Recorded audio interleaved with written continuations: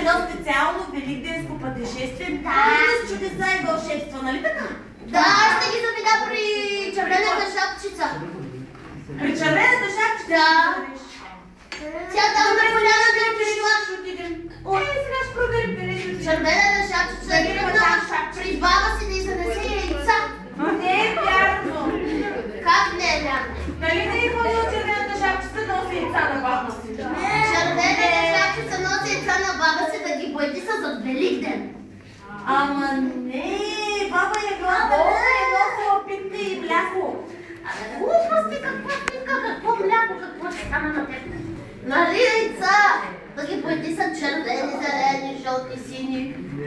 Въобще не е вярно това, което говориш, в приказката няма такива неща. Искате ли сега да тръгнем ние към нашата приказна гора, където няма такива глупости, каквито говори Дани Тълбазани, и да проверим какво има там. Искате ли? Да. Добре. Сега ще си направим един специален влак. Ще бъдете ли на нашия влак? Защо? Не, защо? Няма да видиш нито едно от чудесата, които те чакат. Сигурен ли си? Добре, аз тогава ще взема ето този малък възло. Ето ще бъде спихнат. Това сега така, за да може да бъде спихнат.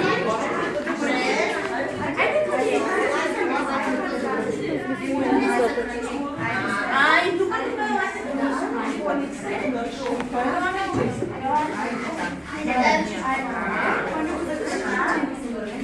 Кой още ще дойде? Как ли ще се вани? Добре. Елате вие да направим заедно с тях това. Да.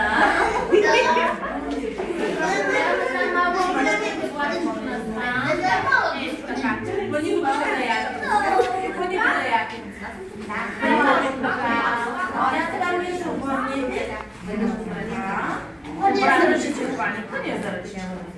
Тръгваме ли? Как прави влака, знаете ли? Как прави влака?